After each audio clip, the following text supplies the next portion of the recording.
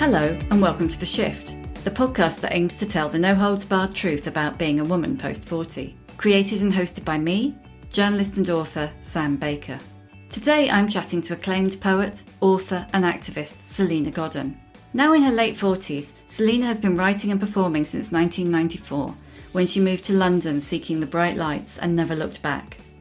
In her evocative debut novel, Mrs. Death, Mrs. Death, the self-confessed dreamer brings death to life as a middle-aged black woman and combines prose, poetry and non-fiction to tell the stories of the invisible women society prefers to ignore. Anyone that's worried about turning 40, I say hurry up and get here. This is where the party is. This is the good place. Over the next half hour, the woman once described as everything the Daily Mail is terrified of talks about not being here for babies, and how glad is she that she'll never be asked that question again. Being in the midst of all the weather, why she thinks menopause is a return to the magic of childhood, and why 40 plus is where the party is. Welcome to The Shift, Salena. It's really, really lovely to have you. Lovely to see you. It's been a long time. Yeah, it's lovely to be here. Hello. It's been ages. Let's just go straight in and talk about your absolutely brilliant book. I loved it. Mrs. Death, Mrs. Death. I absolutely loved it. Yeah. You're so clever. I hate you. Thank you. I'm glad you like it. I don't know how to respond to compliments, sorry. Oh, we could talk about that for a whole hour, couldn't we? You're going to have to get used to it, I think. You must be starting to see people show it some love. Like Andy Oliver, for instance, bigged it up on the Sky Book Club, didn't she? I mean, how does that feel? Andy Oliver. I love her so much. She's so cool. I used to be Andy Oliver's poet on Friday afternoons on GLR. Obviously, I was 10. No, I'm joking. Oh yeah, in the 90s. Yeah. But yeah, so I used to go in on Friday afternoons on Baker Street to GLR, BBC London, and do poems for her. So to see this full circle and then her following my work and to give it such a boost on her show, it was like family. It was really like an auntie. It was really beautiful. This is probably going to sound really terrible because you've been working and been successful now for decades, but this does feel, I don't want to tempt fate, but this feels like it could break you through to people who don't know about performance poetry and about your work already. You look horrified. Don't want to think about that. Yeah, I don't want to think about that. As long as it reaches the people that I wrote it for, the people that have known loss, the people that are hurting, the people that I want to come together, the connections I was making, the dots I was trying to join up. Yeah. Tell me a bit then about the genesis of Mrs. Death, because Mrs. Death is such a cool character. Oh, do you like her? I like her too. Tell you a bit about her. Well, it's kind of a voice, a true story. It was Christmas time and I was low, and I often get quite low before Christmas. I think we all do a little bit. It's a lot of pressure. And in my case, some big anniversaries, my father's passing and various dates that are quite significant, and of course struggling with money and everything. And so I was walking down through Whitechapel, down through Brick Lane, exactly as Wolfe meets Mrs. Death, and heard this voice, "I know a lot of dead people now." And I was like, that's really strange. And then I was just walking all down Brick Lane and all down past the mosque and down through Whitechapel and past where the Elephant Man was and where the Cray twins were, and just stopping in bus stops, just writing this first monologue. And that was the first kind of chapter for me, the monologue, I know a lot of dead people now. It gives me the shivers to say that. So that's kind of where it started. It feels very much not me, like a message, like something else, like some wisdom. I don't know. Yeah. Does that happen to you often, or is this a special occurrence? By default, just the way I'm made, I'm always looking for signs and symbolisms and connections and serendipity and coincidence in my life and in my work. I pay a lot of attention to my dreams, and some of the work in Mrs. Death are dreamscapes and places I've seen that feel as real as places that are real in reality. So yeah, I think I pay attention to that stuff. I'm just made that way. I'm just a dreamer. For the listeners, tell us just a little bit about Wolfe and Mrs. Death and, what's going on. So it's the story of a young struggling writer who I've called Wolfe, And Wolf is alone and troubled and dealing with mourning and grief. And Wolf has a relationship with Death, and Wolf meets Mrs. Death, and they become kind of strange friends in a way. And Wolf randomly purchases an antique desk, and the desk is quite magical, and the desk speaks to Wolf. Whenever I talk about the desk, I get quite excited because I imagine just the desk as this really flamboyant kind of black, gay, amazing kind of RuPaul character. I really enjoyed writing the desk. So yes, if it was a thing, I'd definitely cast the desk as RuPaul, and also quite a comforting voice. You are the shape you are, honey. You're made the way you are. Look at me. I could have been a piano, and I ended up being a desk. So so the desk character kind of has all of the stories of Mrs. Death, because it's Mrs. Death's desk, and this piece of furniture comes to life as a kind of conduit or vessel to time travel to significant deaths that Mrs. Death wants to revisit or talk about.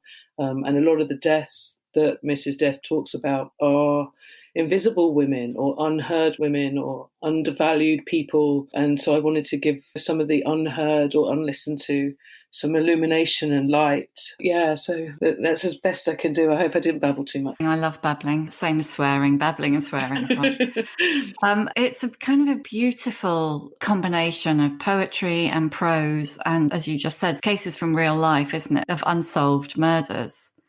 How did you pick the cases? The book was going to be twice the length. It was going to be always. Yeah, they always are, right? I was very adamant that a book about death must be small enough to fit in your pocket and short enough to be able to read on a train from, say, London to Edinburgh. I wanted it to be accessible, as opposed to a book with death in the title being this huge tomb that you carry. So I wanted it to be the kind of book you'd read in a thunderstorm, and then just as the clouds break, you've read it. I love that. So how did I choose which ones went in and which ones didn't go in? That was very tricky. But I feel like this is just the beginning, and there'll be more deaths to write about later on down the road, I'm sure. Yeah, I'm sure there will. It's not spoilering to say that, in this book, Death is a woman, and she's a middle-aged black woman. The most powerful black woman in the world. The most powerful woman in the world, in the sense, because she is Death. She's not anybody's wife. She is the boss of Death. Yeah. I love that. And it was the minute I realised that was what you'd done, it just seemed so obvious. Why would Death be a man? It seemed so obvious that Death should be a woman, because a woman, and a particularly black woman, particularly a middle-aged to elderly black woman, a working woman, they are the most invisible people of all, and Death is invisible. Was that something that you had been thinking about, or did that just come to you in this voice and you decided that? It kind of came to me in the voice, and then this kind of idea of the invisible woman, the cleaner, the person in the shop selling you your tobacco, the homeless person in the doorway collecting plastic. It's like death in plastic, death in tobacco.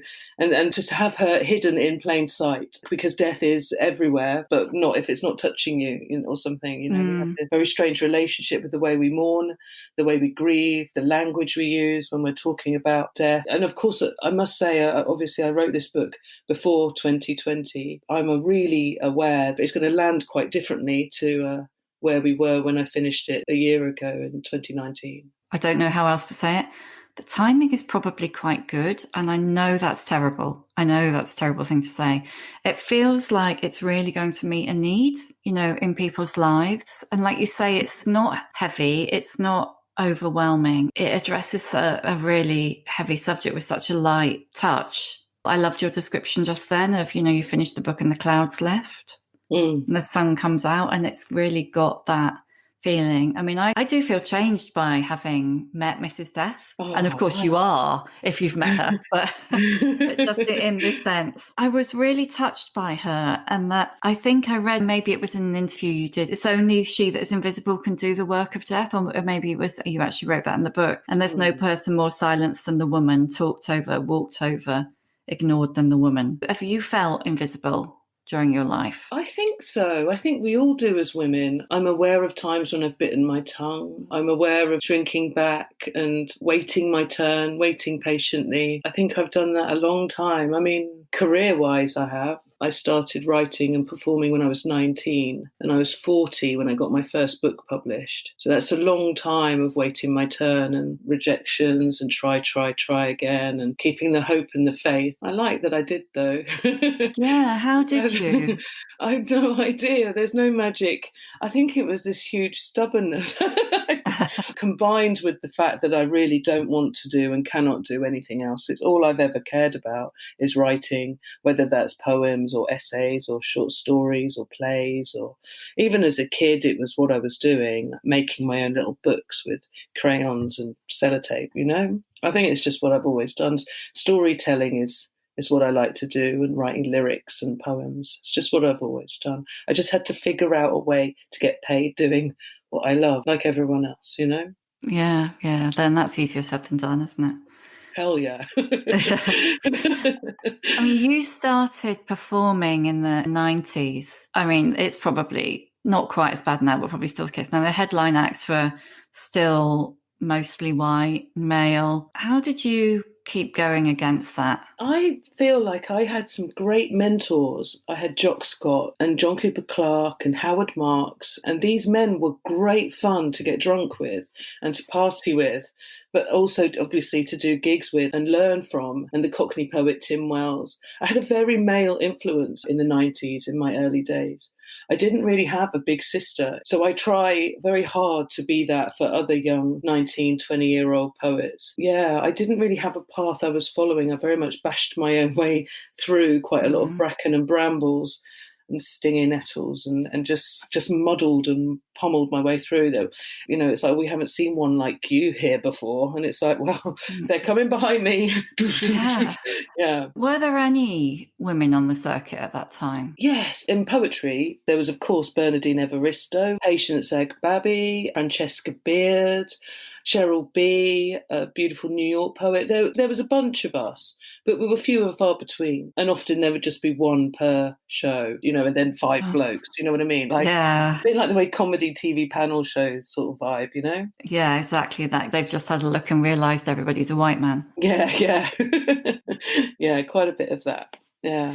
Do you feel an obligation to pay it forward? Absolutely. It's not just an obligation, it's a love of it. It's fun mixing it up. And we need all the fishes, we need all the colours, we need all the stories.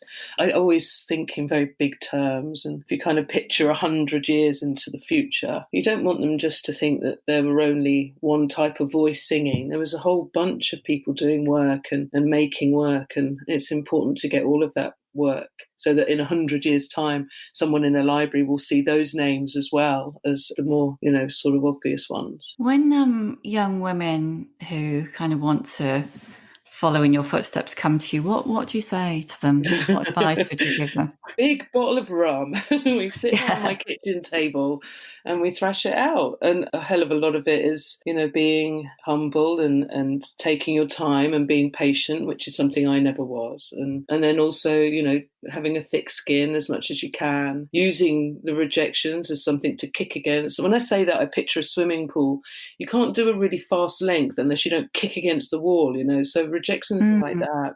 So That's yeah, a good analogy. yeah. Someone used to say to me that you can't climb a well from the middle. You have to like fall right to the bottom of the well, and there in the dark and the slime. When you're at the bottom of the bottom, it's only then when you look up and see how to climb out. And I think that's quite true as well. This kind of idea of just keep climbing, even though it's, you know, some people might be zooming up there really easily with a ladder, but you're all going to get to the light in the end. It probably sounds easy to say when you've done the climbing, but it's a bit like if you've got the ladder, there's a lot of things you didn't learn. Yes.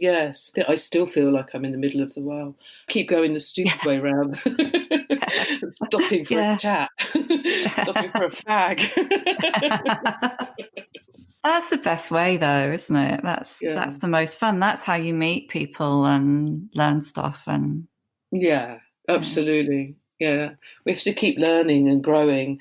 That's what a writer's job is. I think you just get better and better as the decades go on. And I mean, I'm in my 40s now, but I'm really looking forward to my 50s and my 60s. I want to have like big white crazy hair and, you know, and a little bottle of rum in my bag with my book and be turning up to events, rocking it like that, you know. I might even get my first tattoo. Could do it for your 50th birthday. Yeah, exactly. Quite Exactly. tempting.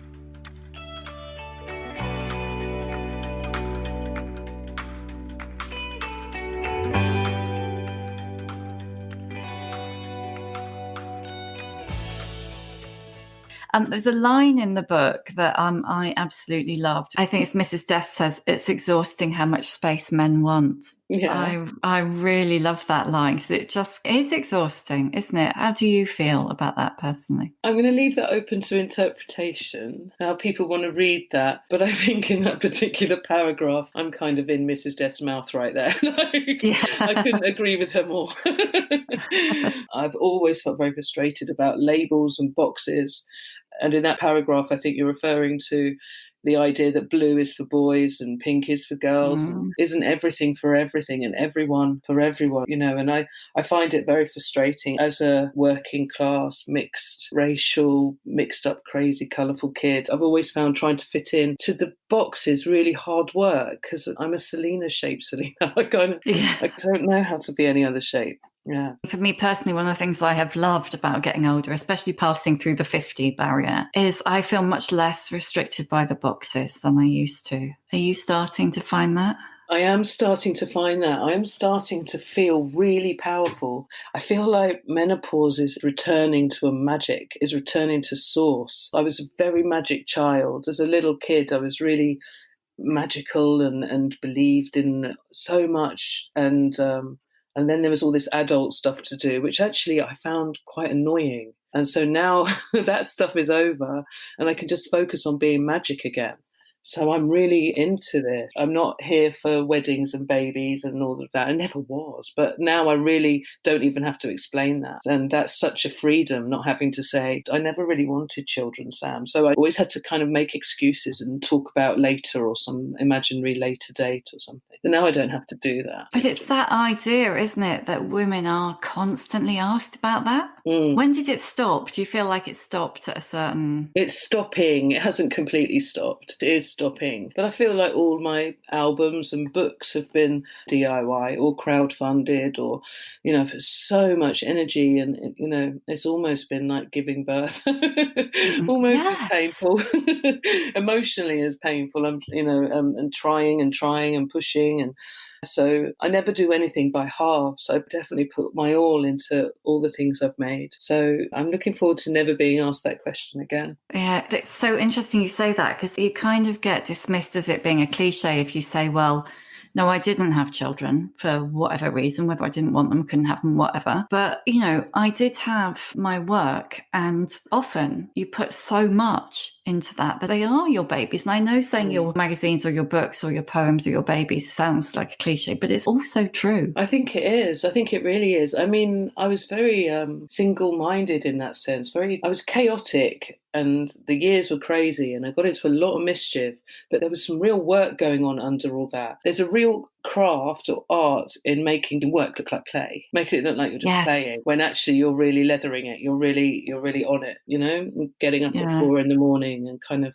living this kind of strange double life. I've always said that I feel like I have two wives. There's like the bolshy blonde that's up on stage and the shiny shoes and lipstick.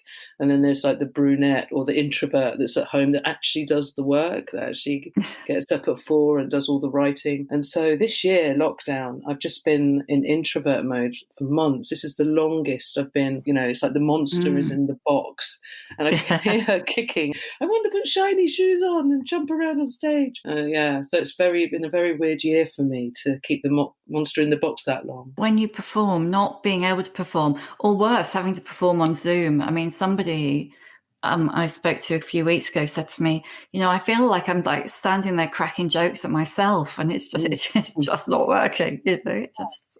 Exactly. It's like trying to be the monster, but in the room where I do the writing. It just doesn't go. The extrovert in the introvert space. I find it really challenging. So I love what you said just then about going back to the magic. You're not the first person to say that kind of like the bit in the middle, kind of 20s and 30s, not that it doesn't have its purpose, but there's something about this age, late 40s, 50s and beyond, that is a bit like you go back to your original self. I am so there again. It's brilliant. in so many ways, in my dreams and but also in the energy. And anyone that's worried about turning 40, I say, hurry up and get here. This is where the party is. This is the good place. It's where the magic is.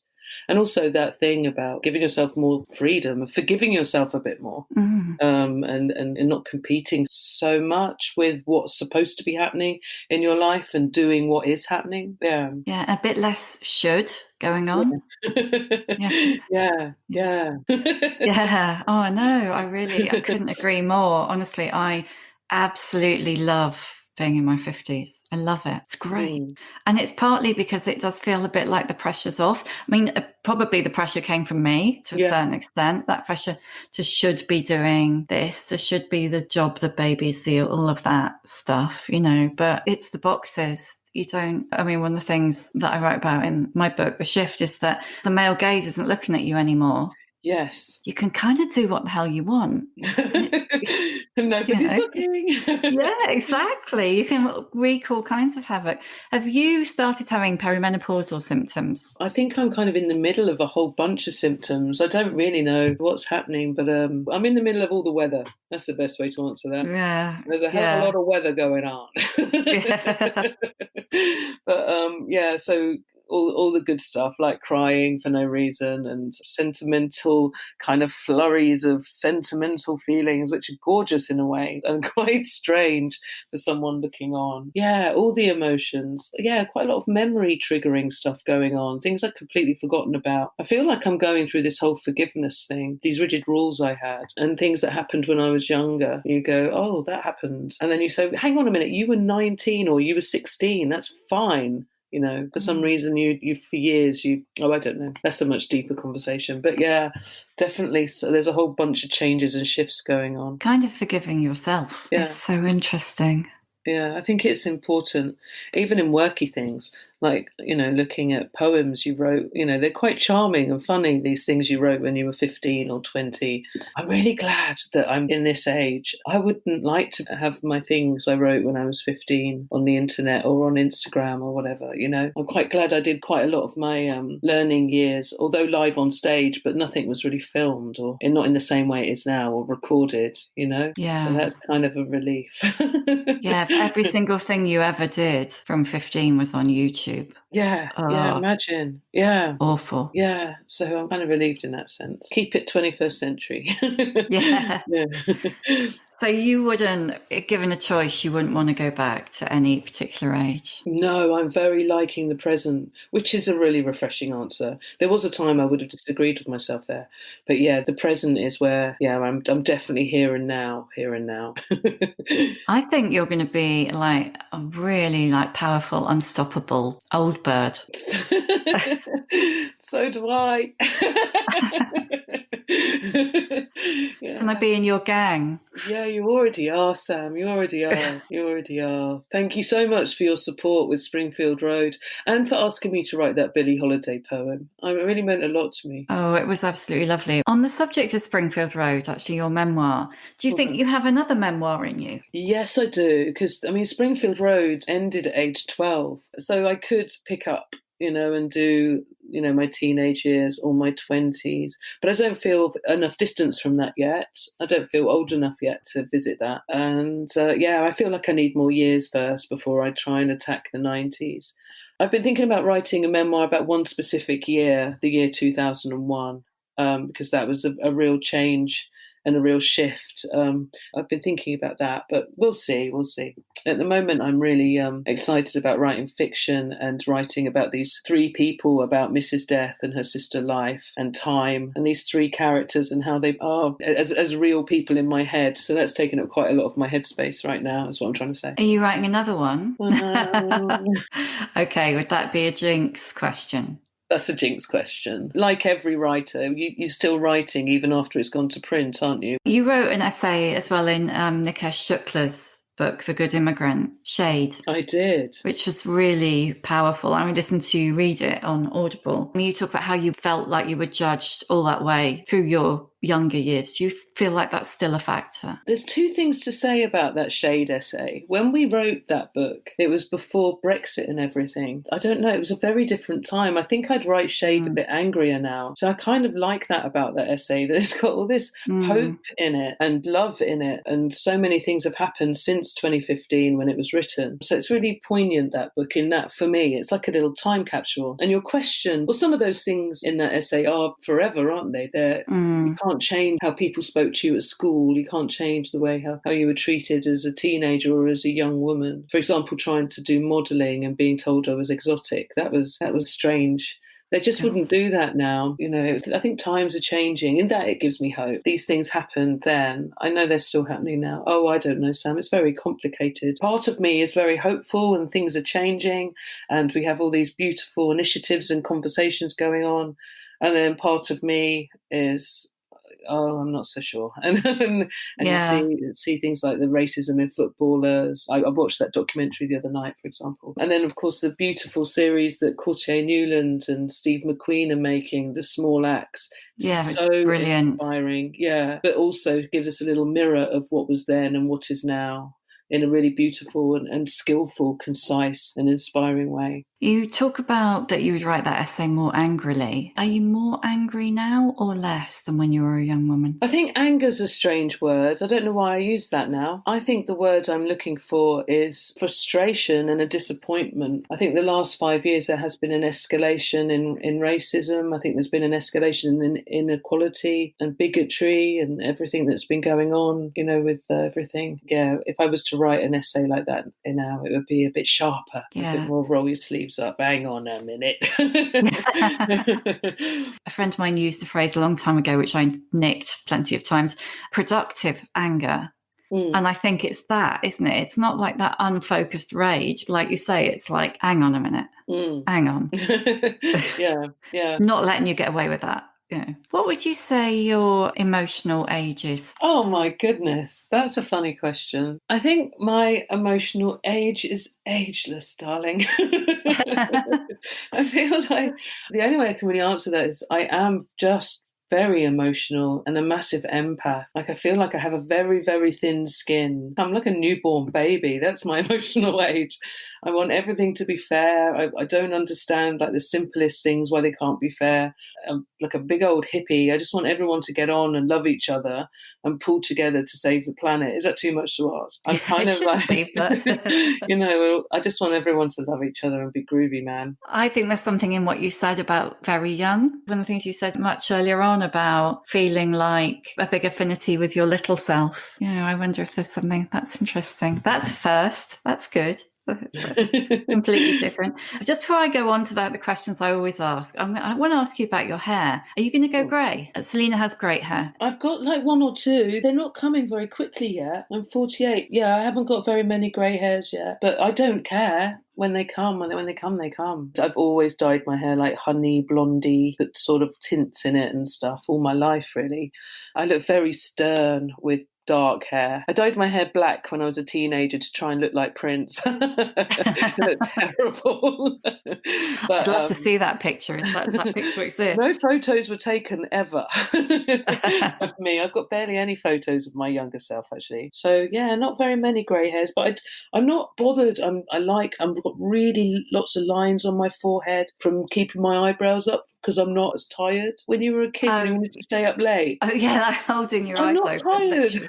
Because you're trying to read another page, so I've got really mad wrinkles on my forehead, but I let it go.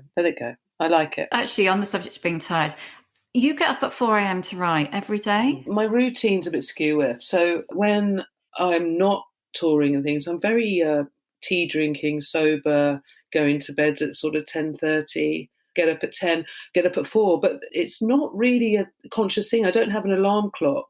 I'll often fall asleep thinking about something I'm working on and then will dream about it or think about it in my sleep and then wake up with the next line and then leap out of bed so I don't forget it. It works like that. Sleepwalk writing. If you could like bottle that, I'd buy it for sure. Nobody's going to need you from 4 a.m. to approximately 10 a.m. So you can just switch off, watch the daylight come and just really just home in on what you're here to do, what you're born to do, what you want to do. And I think that's really beautiful, and just to sort of just give yourself that time. And then once you've done what you want to do for the day, I find I'm a much cheerful person because I've already done my bit, what I needed to do. So I've got more time and energy for everyone else and all the other lovely jobs that you do in a lifetime. And you haven't got it hanging over you, I suppose. Oh, I should have written 2,000 words. Or I wouldn't imagine you approach it like that, do you? That horrible, like, no, I've got to hit that word count thing. Don't look at word counts. It's more about feelings. It's like a traffic jam in my head if I don't get it out. And then I'm really quite grumpy and not nice to be around. And then I have a big writing session and it's like, I feel much better now, much more approachable. Brilliant. Okay, give us a book recommendation. One of my all-time favourite books is Jean Rhys, Good Morning Midnight. Oh, I love that. I think that is a beautiful book. I think Jean Rhys is an incredible writer. I particularly like her stuff from the early days. Those boozy Paris books are just gorgeous. I just think they're so evocative. Brilliant. What would you want to tell younger women? Never, ever give up. You know what? You have to be really careful who you take advice from. So don't even listen to this piece of advice. Listen to your own self. You're your own goddess. You're your own salt. You're your own you. I think we get so many suggestions of what to be doing and how to be doing it. You know your path, what you're here to do. So, listen to your stomach and your own guts of what you're here to do and what you want to do with your short time here on earth. Yeah, I think I took too much bad advice in my 20s and 30s. Listened to too many people. Yeah, sorry. Somebody once said to me, what you need to remember is that advice is just someone else's opinion. Yes, yeah. And then it does kind of put it in perspective a bit. It's just cool. Who is your old bird role model? Oh, can I have Andy Oliver and Nina Cherry? I love those two. Yes, you can. I want both of them, please. I'm going to be greedy. That's fine. You can. I want both of them on the podcast as well. Definitely. Yeah, Nina Cherry's got a memoir out, hasn't she? Is it next year or the year after? Yeah, I can't wait to read that. I love everything she does. She's so amazing. I love her. What's your superpower? What's my superpower? Well, I reckon it's getting up at 4 a.m. Well, I'm not going to tell you because then everyone will know when I'm using it. Cheater. She thinks I'm joking. No, I don't think you're joking. Last one. How many fucks do you give? All the fucks. I really, really care about everything and all of them and all the things I do. I can't not give a fuck. That's just not in the way I'm made. I give a massive fuck. I did not expect that. That's great. Well, no, it is. It's just like that's blown my mind. I need to go away and think about that for a bit. Thank you, Salena Godden. It's been absolutely brilliant to have you on the shift. Thank you, Sam. And your wonderful book. I want everybody to read it and meet Mrs. Death and know that men don't have all the power.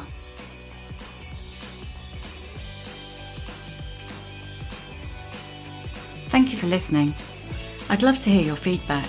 You can reach me on Twitter at Sam Baker and Instagram at The Other Sam Baker using the hashtag #TheShift. You can hear a new episode of The Shift each Tuesday on Acast, Apple Podcasts, Spotify, or wherever you get your podcasts. If you like what you hear, please do rate and subscribe because it really does help other people find us.